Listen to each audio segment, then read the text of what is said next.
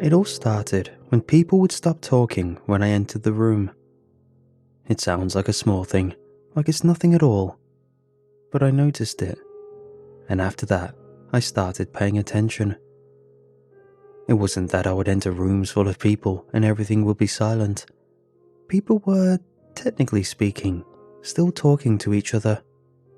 I'd go into a store or part of my office or anywhere where there were other people gathered, and you'd expect to hear some chatter and, well, I would hear some chatter, but it was off.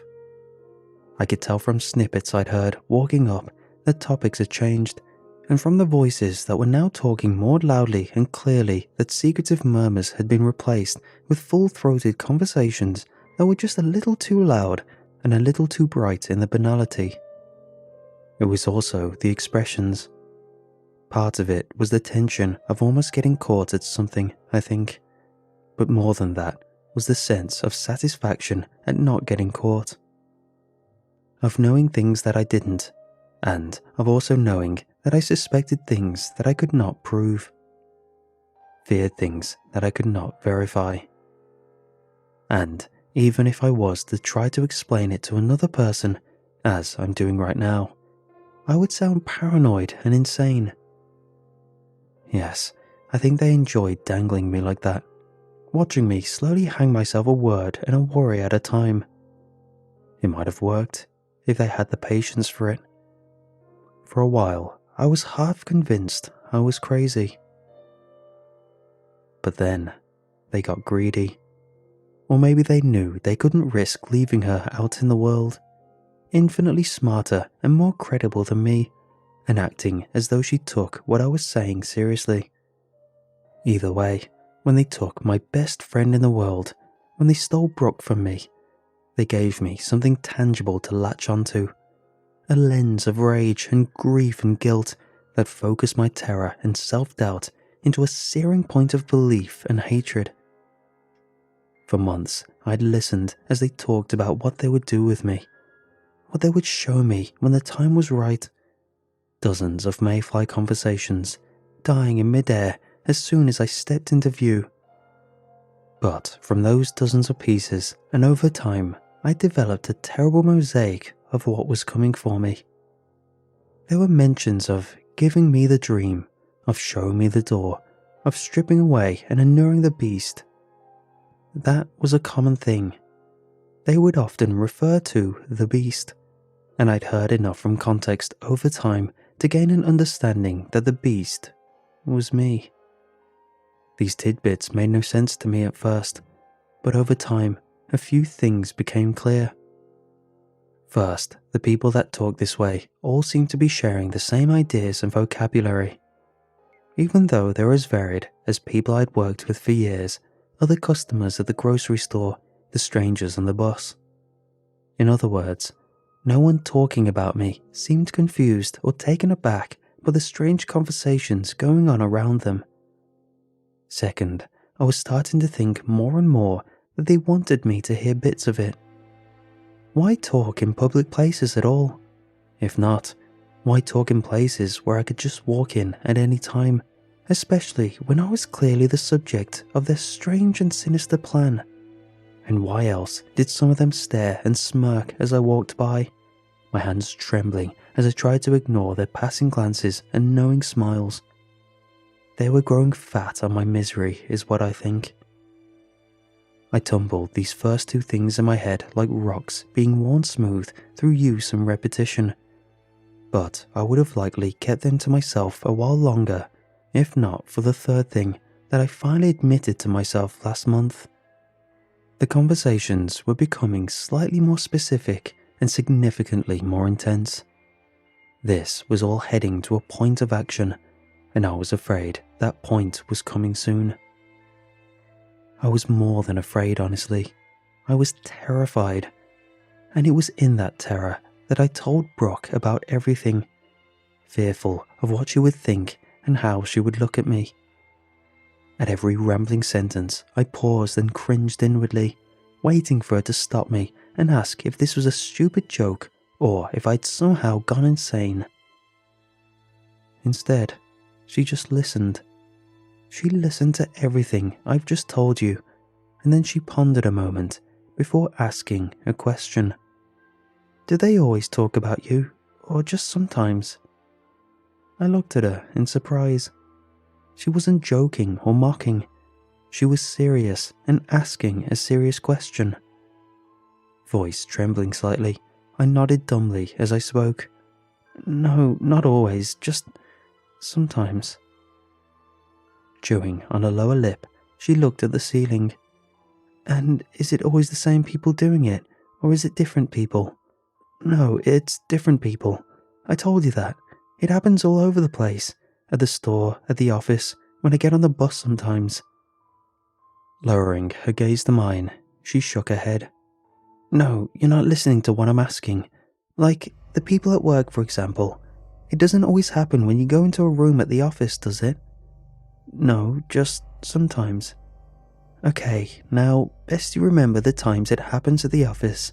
Is it always the same basic pool of people? In other words, if there's like 50 people in your office, is it always the same 10 that are talking about you, and 40 that aren't? Or is it 40 or 50, and it's just different ones at different times?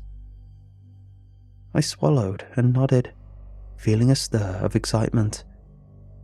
I thought I saw what she was getting at. No, it's like the same 8 or 9 people, I think. I mean, they're not always there, but it's consistently the same people, I think. She nodded again. Okay, next part. You said the other places it happens are at the store and on the bus, right? Anywhere else? Shrugging, I felt my face redden. I don't really go anywhere else other than home and here. Brooke smiled at me. Nothing wrong with that. And you always go to the same store and take the same buses too, don't you? Yeah, usually, yeah.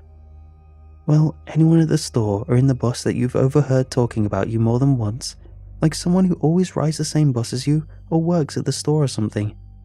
I'd already been thinking about this now, so I was quicker with my answer. Not on the bus that I've noticed, but it happens less frequently there. It's usually something I hear ahead of me as I'm walking up the aisle to the back row. But at the grocery store, yeah, there's a young guy and an old woman who work there, and I've heard them talking about that stuff at least twice. Other people too at times, but definitely the two of them. A couple of weeks ago, I came around a corner and they were pretending to restock canned peaches. When I pushed past them, the old woman started laughing and the guy shushed her. I rubbed my face tiredly. I think he was about to laugh too. Brooke leaned forward and rubbed my knee. I know this is freaky. I'm freaked out too, but I believe you. I don't know what it means, but I don't think you're crazy. I felt tears coming to my eyes. Thank you, but how do you know? I sound crazy to me. She broke into a brief grin before turning serious again. First off, I think if you were crazy, there wouldn't be this kind of pattern. It would either be really random where everyone was against you, or it'd be very focused on a small group of people you either didn't like or trust. This isn't either of those. It's a lot of people, a lot of whom you don't even know. But there's a level of consistency to it too. Repeat offenders, if you will. Her eyes suddenly widened. I want you to try something. Okay. For the next week, change your routine as much as you can.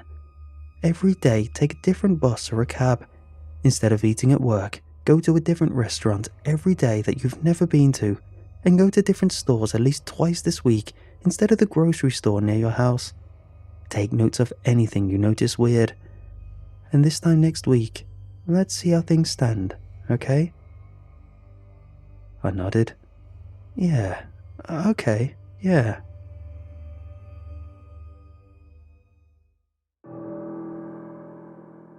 I did as she asked. By Thursday, I was texting her, telling her in all caps that no one was talking at the new spots. She texted back that that was great, that she wanted me to come over on Saturday, but before I did, go to lunch on Friday, the same place I'd gone Monday. I thought about asking why, but then thought better of it. She got me this far. I should just trust her. When I walked into Jackie's subs, there was a brief hush before people started talking about various things. Their food, their jobs, sports. But as I'd pushed open the door, a gust of words had moved toward me, trickling into my ear like poison. The beast will take what? Almost time? I looked around at the half-full tables, looking at each person in turn. I didn't know any of them, but more than one of the customers and one of the women behind the counter were looking at me. Not like they were alarmed by my strange expression or behaviour, but as though they knew me, and had a funny secret to tell. I spun on my heel and ran outside, making it to my car in a panic. I climbed inside and locked the door before cranking up and heading not back to the office, but to Brooke's place instead. When I got there, I knew right away something was wrong. The door was ajar, and when I called out to her, I was only greeted with silence. So, I went to the police, just told them that my friend was missing and that I needed their help. To my surprise, they agreed to send someone out right away. I offered to go back with them, but the officer I was speaking with asked me to stay and answer more questions while a patrol unit went by to check for any evidence of what might have happened.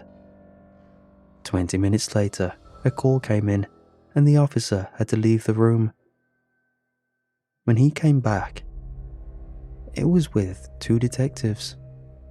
The larger of the 2 detectives snatched the pad away from me with a sneer, scowling at the paper. He flipped through my account before setting the pad down hard and sliding it back to me. So, this crazy nonsense, this is your statement, this is your excuse for what you've done. I stared at him, trembling. You won't tell me what you think I've done? You just started yelling at me, demanding I tell you what happened, that I write it all down. I gestured feebly toward the pad, so I was. The other detective waved the big one down into his chair. Look, I haven't read what you wrote, but judging by my partner, it doesn't go down easy.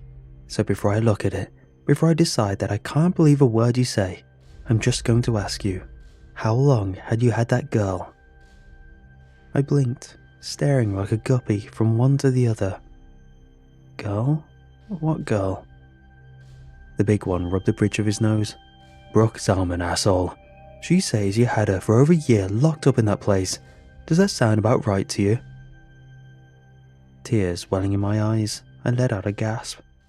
She says... So you found her? She's okay? The smaller cop frowned at me. We found her, and she's okay, though no thanks to you. She told us about how you abducted her, kept her out of that place under lock and key, would go out and tell her crazy things. His expression darkened, and God knows what else he did to that young woman. But thankfully, she was smarter than you, managed to get the door open and get out.